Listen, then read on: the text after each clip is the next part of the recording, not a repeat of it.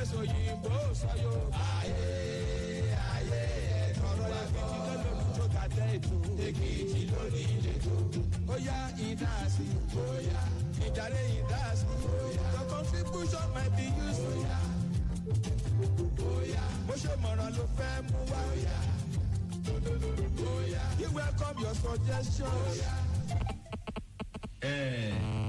Gẹ́gẹ́ bí a ṣe ń sọ ara ọ̀tọ̀ gbáà ni ètò wa ti tò ní máa jẹ́ o ìdí tó fi máa jára ọ̀tọ̀ náà ni wípé abẹ́ẹ̀rí nǹkan àlejò wa orí tẹlifóònù láti ọjọ́ sọ̀rọ̀ láàárọ̀ yìí ṣé mo ti ń sọ fún yín pé gbogbo Nàìjíríà ló wà lẹ́kìtì lọ́wọ́lọ́wọ́ ọmọọba Adétòun Agboola ó ń gbàlejò gbogbo olùkọ́ tó jẹ mọ́ ti wọ́n wá ní ẹ jẹ́ káwọn ó pè àwọn àlejò wà lọ́dọ̀ àwọn òdẹ̀lẹ̀ fi wọ́n lẹ̀ káwọn máa sábọ̀ ìyá wa ẹ pè orí fóònù lẹ́ẹ̀tì bá wọn sọ̀rọ̀ gbogbo tá a bá máa béèrè gbogbo tá a bá máa sọ àwọn ọmọ bá wa sọ̀rọ̀ lórí fóònù nígbàkigbà báyìí tí fóònù wọn bá ti wọlé báyìí ẹ máa gbọ́ ohùn wọn àjọ máa bá ètò yìí bọ̀ ṣùgbọ́n mo mọ̀ pé gbogbo wa la mọ̀ tí a pè ní àwọn àkàndá ẹ̀dá a dẹ̀ ti mọ oríṣiríṣi iṣẹ́ takuntakun tí ìjọba ìpínlẹ̀ Èkìtì tó ti ṣe lórí àwọn àkàndá ẹ̀dá àwọn iléèwé àkàndá ẹ̀dá tó ti túṣe tó pọ̀ gan àwọn èròjà ìgbàlódé tó ti rà síbẹ̀ bí wọ́n ṣe gbé àwọn olùkọ́ wọn ga ẹ rí i pé lórí ètò yìí bí ẹ̀ẹ̀mejì ni a ti sọ̀rọ̀ àwọn àkàndá ẹ̀dá kan lè mọ̀ pé àwọn náà wúlò púpọ̀ láwùjọ fún wa òun náà ni a ṣe lè fi ọ̀rọ̀ wọn ṣe àwàdà bákan náà tó ni a ti gbọ́ nípa àwọn hello good morning my káàárọ̀ máa o ẹ kú ọjọ́ mẹ́ta àwọn mọ̀mọ́ wa ọmọọba Adétòun nìyẹn bẹ́ẹ̀ ni ẹ káàárọ̀ olùbádámọ̀ràn pàtàkì sí gómìnà lórí ọ̀rọ̀ àwọn àkàndá ẹ̀dá àbí bẹ́ẹ̀ ni ẹ ṣeun ẹ káàbọ̀ sórí ètò a rí pé ayẹyẹ national day fún ẹ̀yẹ olùkọ́ tí ẹ̀ ń ṣe ètò àkànṣe ẹ̀kọ́ fáwọn àkàndá ẹ̀dá àti fígbà wọ́n mọ́ra ní àwùjọ tó jẹ́ social inclusion gbogbo yín lẹ wà lẹ́kìtì lọ́wọ́lọ́wọ́ báwo ló ṣe ń lọ.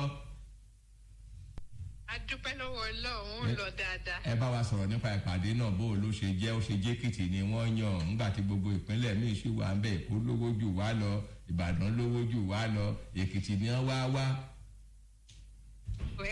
a dúpẹ́ lọ́wọ́ Ọlọ́run fún oore ọ̀fẹ́ tó fún wa lẹ́kìtì. particularly ní àtìgbà tí gómìnà wa ti dé orí àlééfà gómìnà yìí. Ní tòótọ́ Èkìtì bid fún posting yìí tó rán máa ń bid fún ni. ní last year nígbà tí wọ́n ṣe àjèjì àdùpẹ́ afẹ́ gbà rárá o. rárá béèrè fún. béèrè fún. ní last year nígbà tá a ṣe similar conference tán ṣe ní Edo State ní Benin. So àwọn state méjì ni wọ́n jìdàdù fún. ṣùgbọ́n wọ́n raise ẹ̀ níbẹ̀ pé wọ́n gbọ́ oríṣiríṣi nǹkan tí gómìnà ṣe ní special schools ní Èkìtì pé wọ́n ṣe fi opportunity conference yẹn kí wọ́n fi wá sẹ́kìtì kí wọ́n wá wo àwọn iṣẹ́ wọ̀nyẹn káwọn náà lè rí ẹ̀kọ́ kọ́ níbẹ̀.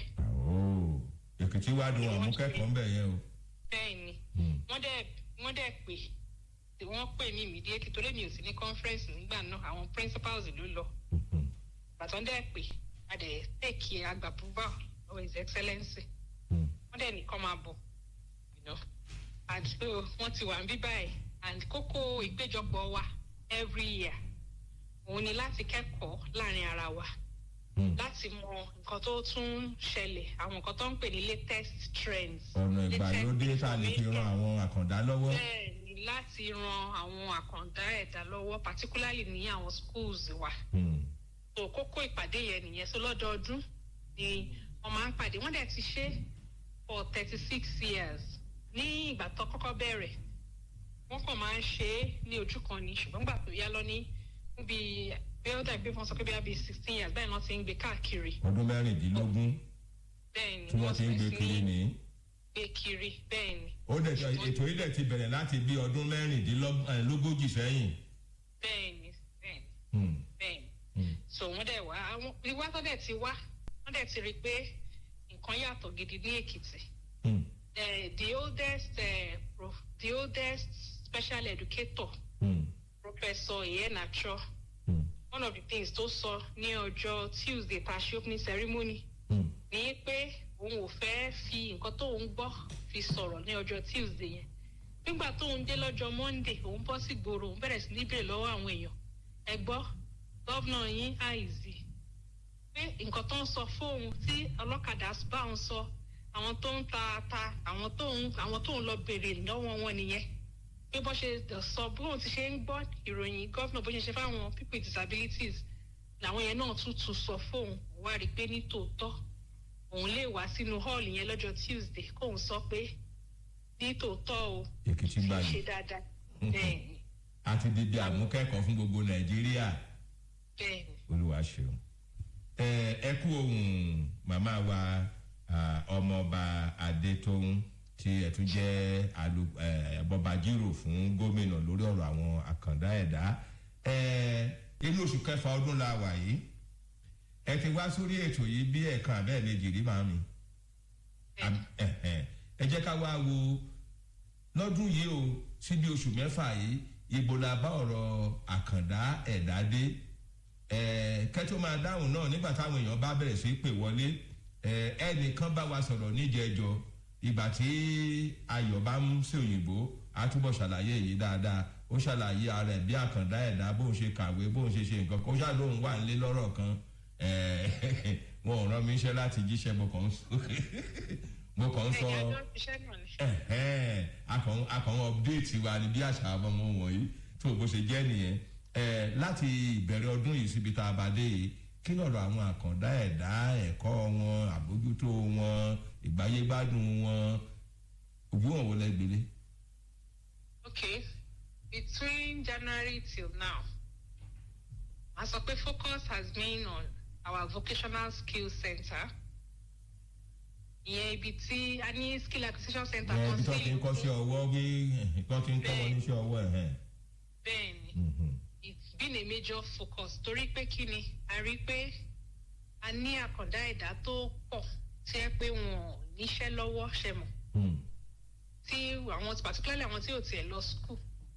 lè fẹ́ kọ́ máa tọrọ bára.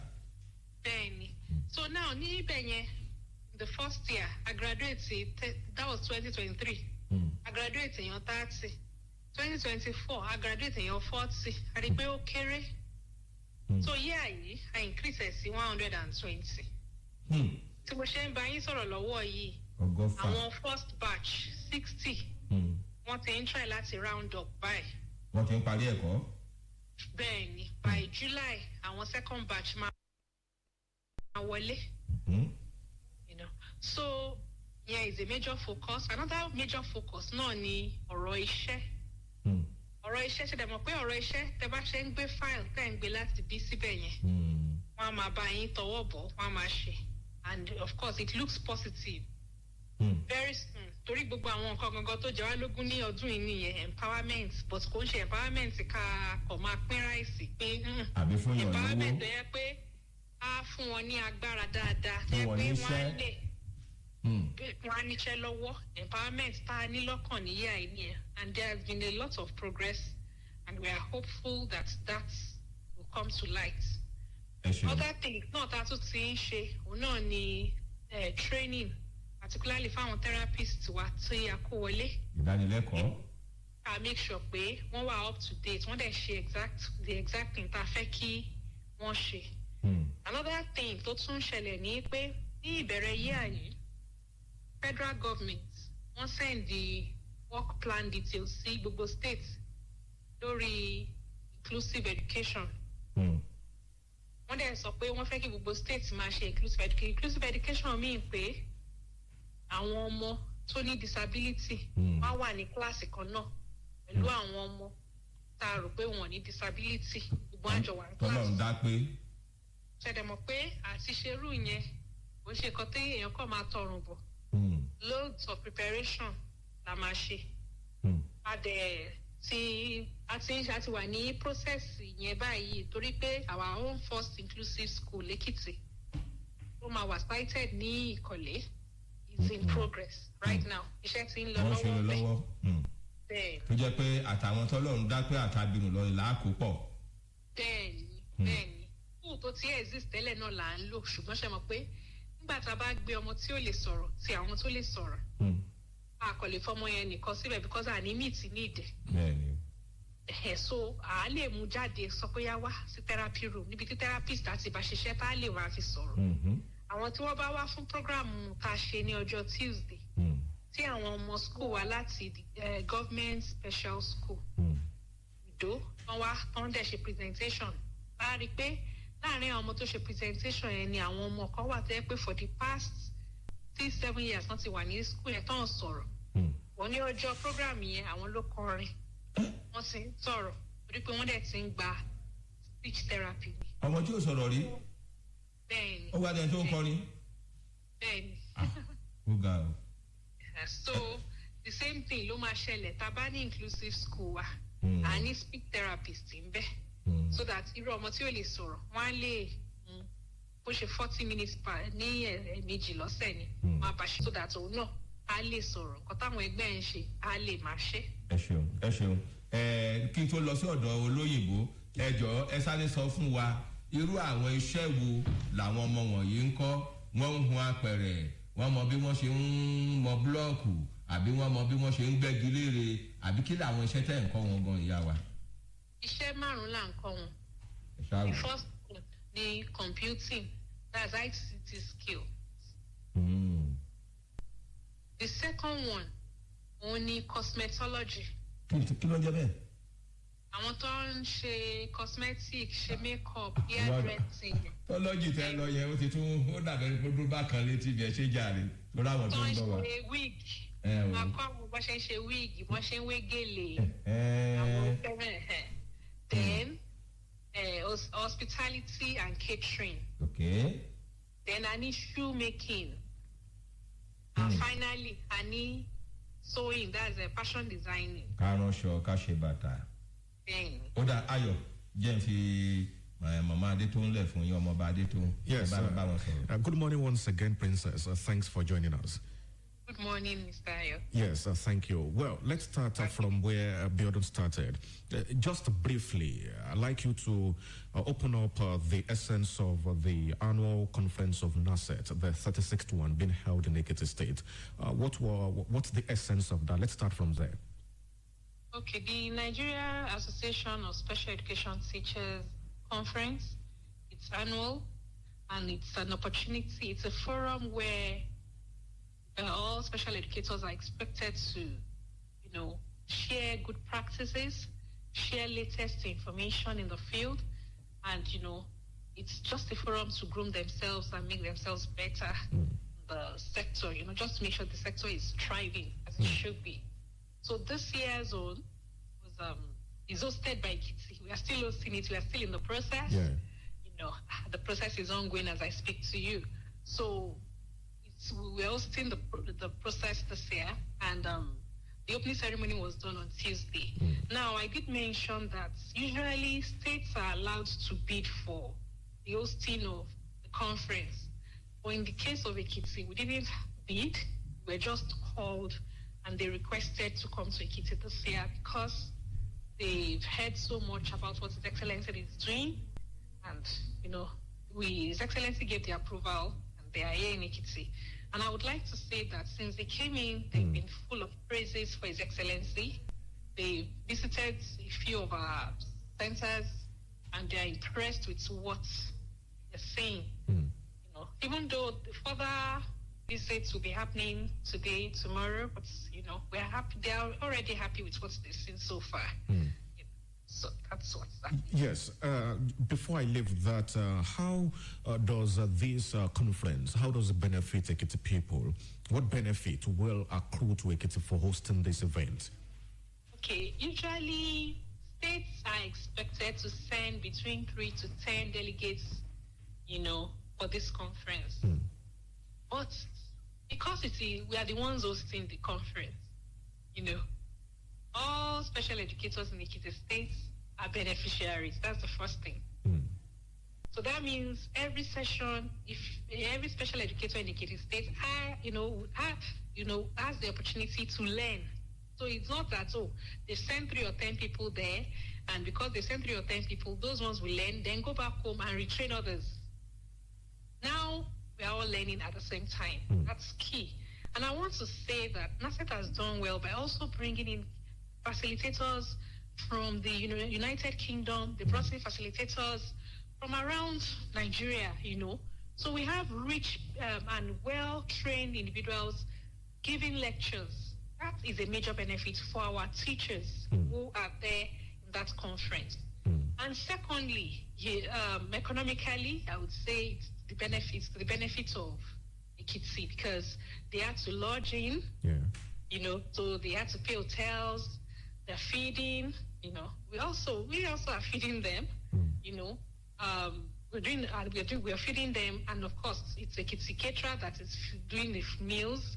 We had to print jotters, print things by Ekiti press. I think economically it's of benefit to our people as well. Yeah, and of course we have to buy things from the market. So the things we have to buy from the market, they are, were sold by Ekiti traders. So economically, it's of great benefit to us as a state. Also, it's also an opportunity for people from other states to feel our hospitality as a state, because when people come into your domain, whatever thing they see, it's easier for them to tell other people when they leave.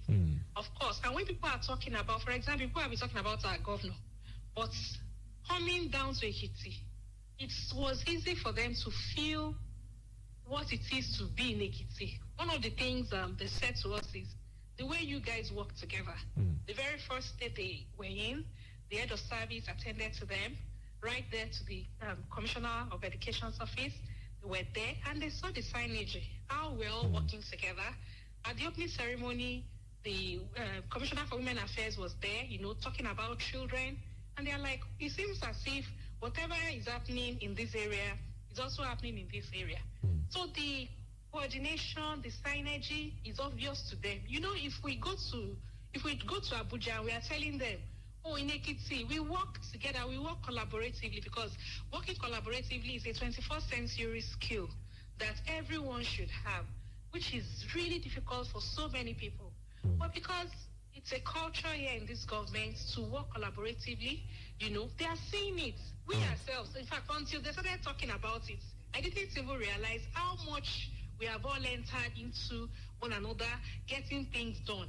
But by the time they mentioned it, that the way you people work together, do you even fight or something? And, we're just laughing that, yes, we do disagree sometimes, but we disagree to agree. But, we're only trying. Yes. So these are things that they also will be taking away from us. And, nobody can take those things away from them. So if they get back to anywhere, they're going to be great ambassadors preaching what Ekiti State stands for. All right, let's quickly move away from that. As we look into the future, we're in the 6th month of the year. Can you highlight what your activities have been in the first 6 months of this year while we look into the future? Yes, so besides preparing for this conference, our major focus at the beginning of this year is to train more people with disabilities in vocational skills. This was necessary because we realized that there are so many of them who didn't have the opportunity to go to school, and most of them are home, depending on people to support them. We know this is not right. We know as a government we need to provide more support for them. And what we have done in the past, that was in 2020, about 30 people graduated from, we have a skill acquisition center there at Ilokun, for persons with disabilities. It's a center for persons with disabilities. So in 2023, 30 people graduated. In 2024, 40 graduated. That's 70 in all. But for us as a government, we are not comfortable, turning out that small number. We want to do more. We want more people to be empowered. We want more people to have means of livelihood, particularly among persons with disabilities. So we tell you that this year we're going to be training 120. As I speak to you, the first batch of the 120, which is 60, they are rounding up right now, while we're expecting the second batch to come in the last weekend in July. So that is happening. It's ongoing as I speak to you. And you know that when we train them, we just don't train them. We train them, they go on apprenticeship. When they come back, we empower them. We do graduation for them, and then we empower them. So if somebody has learned how to sew, the person will be getting the equipment that will be used for sewing.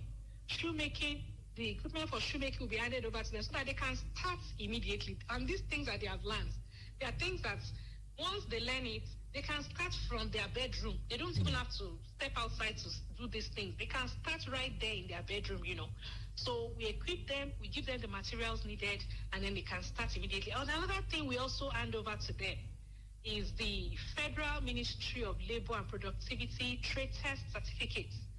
These trade test certificates are certificates that even if they haven't gone to the university, they can use it to work in structured establishments like the government.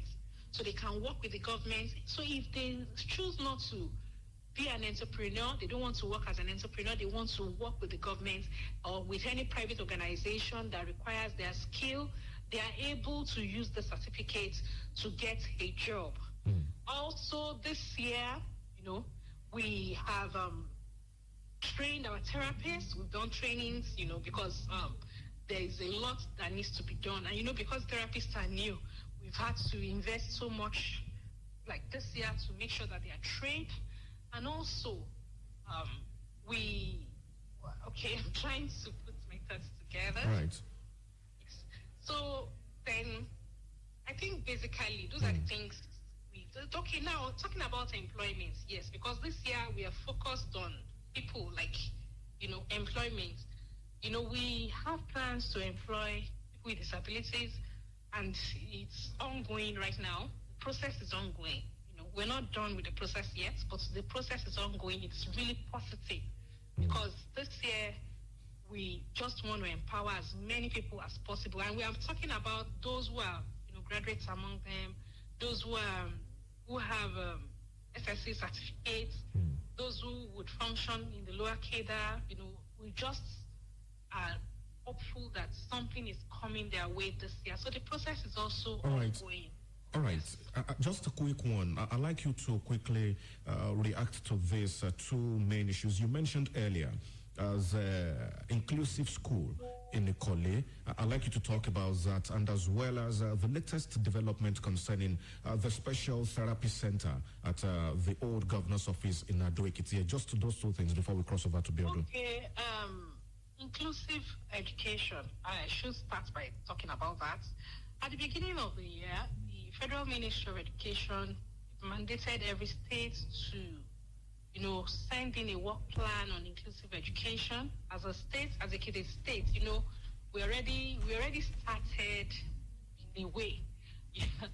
So we did our work plan just like every other state and then we've been working towards it. So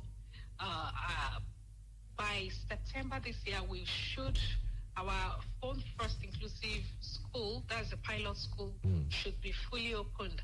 And inclusive education means children with disabilities are there in the same classroom as their peers. Just like their mother in education, that's Dr. Mrs. Aderi MNI would always say, that they don't have a different market. They don't have a different workplace. They have to visit the same market as everybody. So putting them together with everybody right from when they're small is still the best idea. And that is what we're working towards. But of course, the pilot school should begin in September. And, the preparation is far gone. And we should, at any time, let you know when it is that we're ready. But by September, the place will open up, and we would all see what it looks like to have an inclusive school. All right. Oh, yes. So talking about the Okeoriomi, yes, the Children Therapy Center in Okeoriomi. Well, right now the place is totally filled up, and we're already looking at other options. You know, it's so surprising that on the list there we have about 70 children who have been timetabled to attend sessions at different times there. And you know that we usually will pick them up from their homes because there's a bus attached to them. And they also take meals every lunch. They take meals every afternoon at the center. So if they come in for therapy, they're entitled to a free lunch, and they're also entitled for us to pick them up and drop them off after their sessions. And this has been ongoing, and we are happy at the progress the children are making. Initially, when they came in, it looked bleak for the parents. They didn't know what to expect. But right now, the parents and the children, they are happy. As a matter of fact, I understand that so many of the children are the ones waking their parents up and saying, it's time for school, like it's time to go for therapy. They know the day they are supposed to.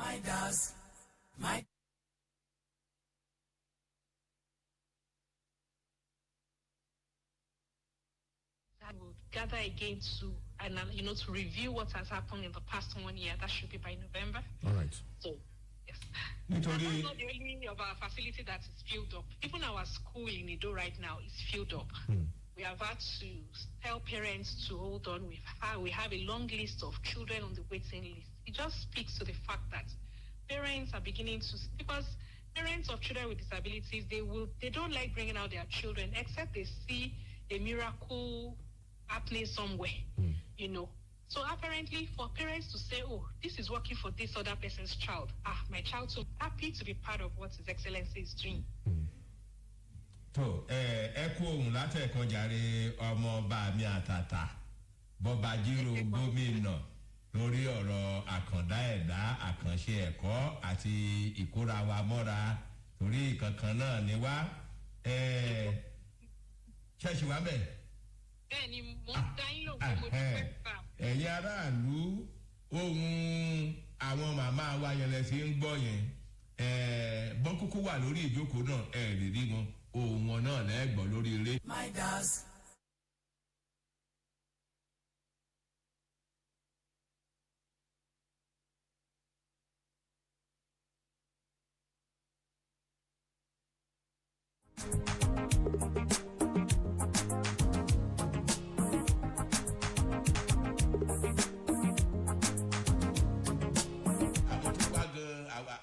Àwọn olùkọ́ pátápátá tí wọ́n jẹ́ àkànṣe akẹ́kọ̀ọ́ wọ́n á rí ọ̀nà láti kẹ́kọ̀ọ́ lára àwọn tó kù láti orígun mẹ́rẹ̀ẹ̀rin Nàìjíríà kí n rọra gbèmọ̀ níbẹ̀ torí àkókò bákan náà ni ọ̀rọ̀ ìgbanisíṣẹ́ wọ́n ti sọ̀rọ̀ lórí ẹ̀ náà wípé wọ́n ṣe tán láti gba àwọn ènìyàn síṣẹ́ lọ́pọ̀lọpọ̀.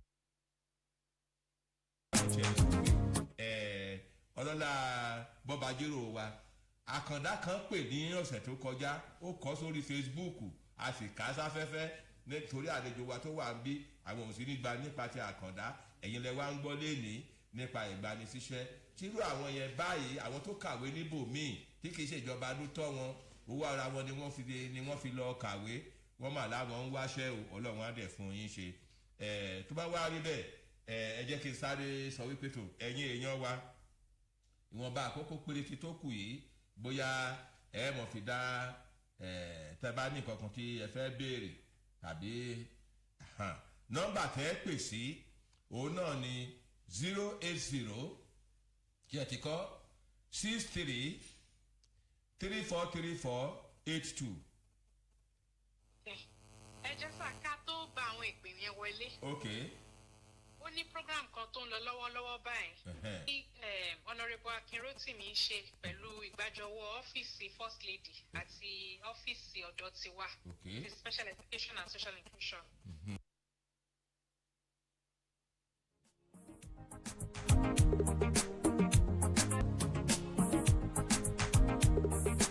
In Disability Affairs Office wa that's at the skill.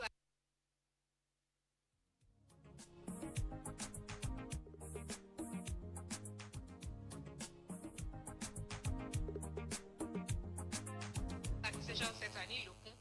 Àwọn tó jẹ́ pé bóyá so gbogbo àwọn tó bá ń ọ̀fẹ́ ni o ní ọ̀fẹ́ ni. Ọwọ́ tuntun ẹsẹ̀ tuntun.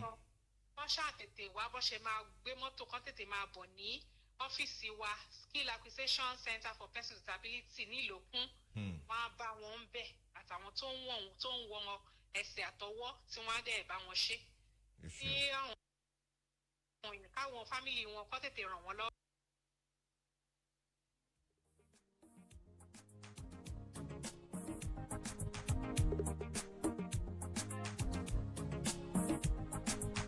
ọkọ tètè gbé wọn síta kọ́ make sure pé gbogbo àwọn tó yẹ pé wọ́n nílò ẹ̀yà ara any part of the body kọ́ tètè máa bọ̀ ní ibẹ̀. ṣe gbọ̀ngàn. ọ̀rọ̀ lẹ́ ń gbọ́ yẹn o ẹ̀yin èèyàn wa ẹ jọ̀ọ́ ẹnikẹ́ni tí ó bá dàbẹ́ ni pé wọ́n ti gé ọwọ́ wọn àbí ẹsẹ̀ wọn àbí ẹni ẹ̀yà ara kankan tí ì bá wà lọ́wọ́lọ́wọ́ o skill acquisition center ní ìlókun ẹ̀ máa bọ̀ wọ́n ní ọ̀fẹ́ ni wọ́n á fún yín lọ wọ́n ti ń wọn àwọn kan ti wà ńbẹ̀ báyìí wọ́n ti ń wọ́n ti ń wọn ẹsẹ̀ wọn ọ̀fẹ́ náà dẹ̀ máa fún yín o ẹ̀ kékulé ó gbọ́ kó sọ fún tòkó ẹ̀já dáwọn èèyàn lóhùn ayọ̀ ẹ̀ lẹ́bẹ̀ o ẹ̀ káàárọ̀ ń bẹ́ o ṣáláfíà ni ta ló ń pè ẹni.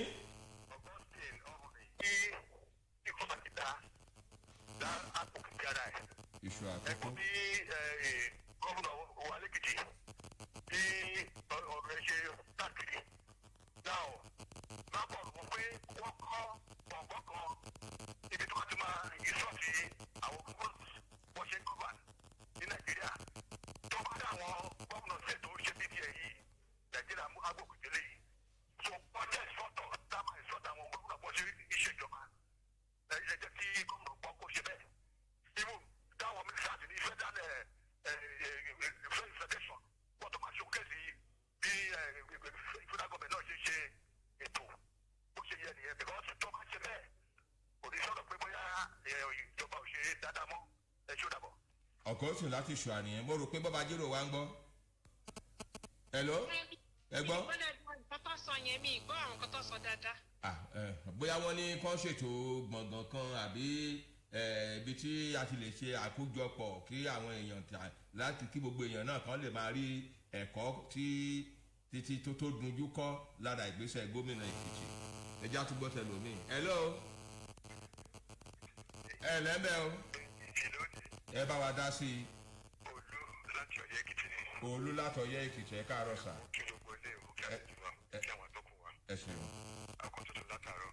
ẹ ṣeun. Ìjọ kí ni ìjọba ń ṣe láti jẹ́ kí àwọn both private and public places come provide ground fún àwọn tó ní disability ẹsẹ̀ tí wọ́n lè gbé ṣe gòkè àti àwọn obìnrin kan ṣe gòkè to the step ẹ̀jẹ̀ pé ram one two wọ́n lè access gbogbo wọ̀nyẹn easily then kí ni àwọn gómìnà náà ṣe láti exercise àwọn èèyàn against stigmatization àwọn people wọn ẹ ṣe. ok èyí tíjọba. èyí náà ní ti ọ̀rọ̀ accessibility tí wọ́n sọ yẹn. ní May 2024 the State Executive Council wọ́n mandate and it was a public announcement pé all public buildings wọ́n refer sí Disability Act òfin Disability Act that was enacted in 2020 by this APC government pé all public buildings whether it's a school, church, mosque, supermarket, banks. Òfin yẹn sọ pé by the end of 2025 December, tọ́rọ́dún márùn-ún lọ fún wọn 2020 dẹ̀ lọ́n ṣe òfin yẹn. títí ìparí ọdún yìí o. Bẹ́ẹ̀ni, so òfin yẹn was 2020 February ṣẹ́mu. So òfin in actual fact 2026 February but àwa sọ pé by 2025 February 2025 níyà yìí kí all public buildings kí wọ́n bẹ̀rẹ̀ sí ní make ọ̀dọ̀ wọn accessible and any new building tó bá ti ń kọ́ must be accessible to persons with disabilities. Now accessibility ju ọ̀rọ̀ pé kọ́kọ́ ní ramp nìkan lọ because àwọn tá ní with disability wọ́n póríṣiríṣi ṣe mọ̀ àwọn ní wheelchair là ń sọ̀rọ̀ pé kán lè ní accessibility kán ṣe ramp fún wọn nǹkan tó yẹ pé tó máa fẹ́ gun wheelchair a dẹ̀ tún ṣe program kan nígbà tí the director general of Director General of Bureau of special government assets, yes, you know, tó dẹ̀ bá wa sọ̀rọ̀ tó tún fún wa ní dimension ramps yẹn, you know, we would make it available again to the public, but it's something that we have been working on that should happen in Ekiti State, that all new buildings, public buildings, should have ramps for people with disabilities, while old buildings should retrofit to ensure that the ramps are available in their facilities.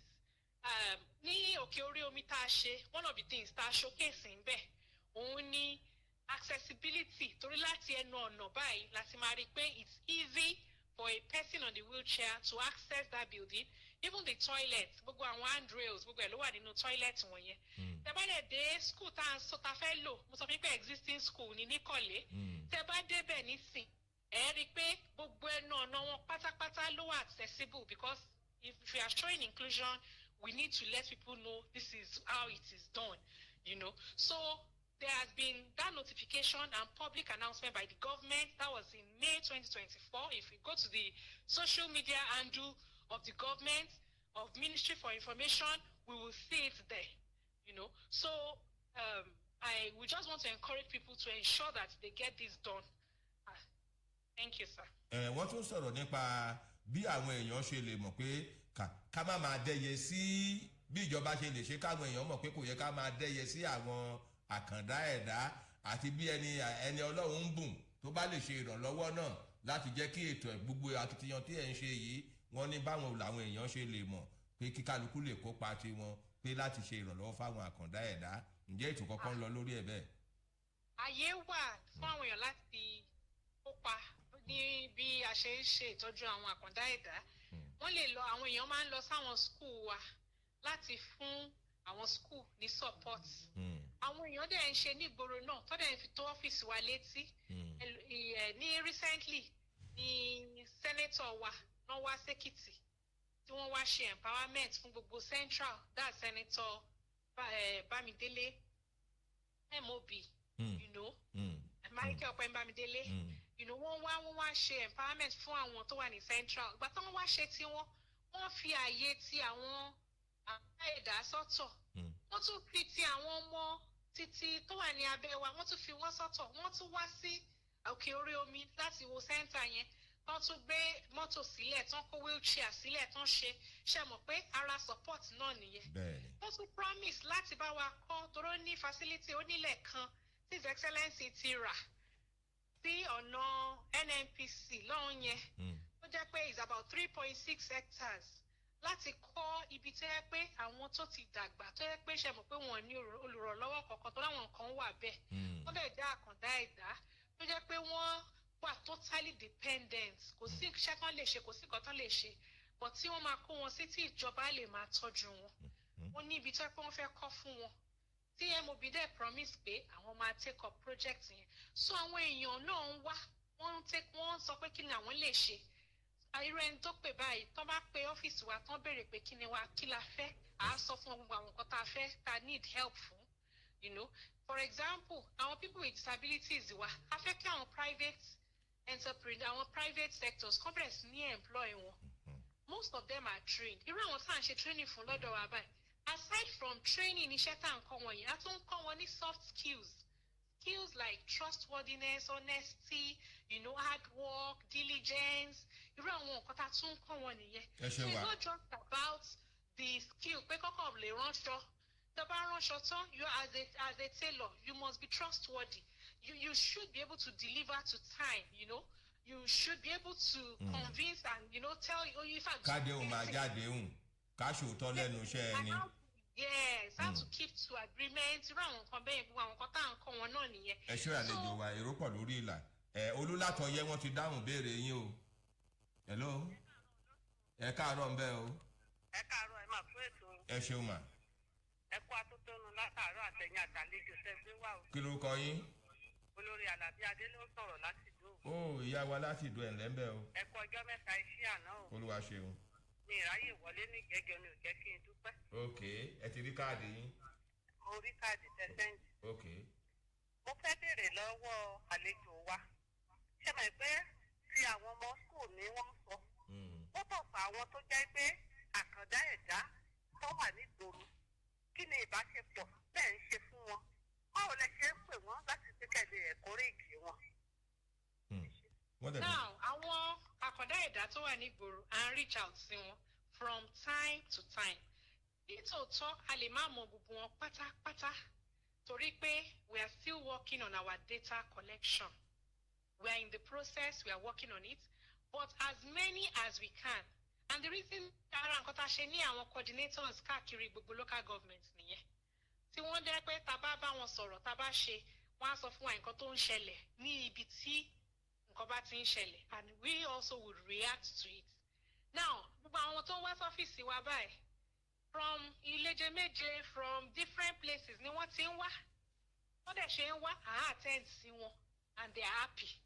So ó ń ṣe ọ̀rọ̀ pé àwọn ọmọ school nìkan àwọn tó wà nígboro náà ara àwọn tó wà nígboro ni àwọn tó lọ ta sọ pé kọ́ bẹ̀rẹ̀ sí lọ máa kọ́ṣẹ́ níbi tó ti ń kọ́ṣẹ́ yẹn báyìí kò ń ṣe àwọn ará Adó nìkan ló wà ń bẹ̀. There are people from different local governments in Ekiti torí pé kí ni a provide accommodation fún wọn. So it's not limited to ọ̀rọ̀ school nìkan àtàwọn ará àgbòro àwọn tó wà nígboro gbogbo wọn ni. But yeah, Rome was not built in a day. Mama climbed the staircase in Eloni, and we are ready. We are doing it, and we'll continue to do it. Ìyàwó olórí ẹ ti gbọ́ nìyẹn o. Tó níbi tí a bá ọ̀rọ̀ dé yìí ó dàbẹ́ ni pé àkókò ń kó wa ní pápá mọ́ra. Títí di ìgbà míì ibi tí a fi àdágbà ètò sí ni. Ayọ̀. Yes. Thank you very much, Princess Adeyanju Ayedun, for your time on the show. We appreciate your time. Thank you very much indeed. Thank you.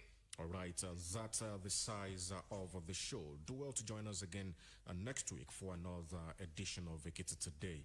Ekiti Loni. Until then, Ayedun is my name. Bye for now. Adúpẹ́ lọ́wọ́ yín o màmá wa ọmọọba Adétóun Agboola bọ́ba jírò fún gómìnà lórí ọ̀rọ̀ àwọn àkànṣe ẹ̀dá àkànṣe ẹ̀kọ́ àti ìkóranimọ́ra wípé tó ìkan náà jọ ní gbogbo wa láwùjọ. Adúpẹ́ lọ́wọ́ yín o. Bákan náà la àdíṣà ìdúpẹ́ lọ́wọ́ gbogbo iléeṣẹ́ rédíò mọ́kànlá tó wà lẹ́kìtì àti Àdàbà FM ní Àkúrẹ́ tí àjọjọ́ ń ṣe ètò yìí lọ́wọ́lọ́wọ́ ájúṣe fún wa o. Gbogbo òṣìṣẹ́ iléeṣẹ́ Ministry of Information tó yẹ kí gbogbo wa là ń sá káàkiri.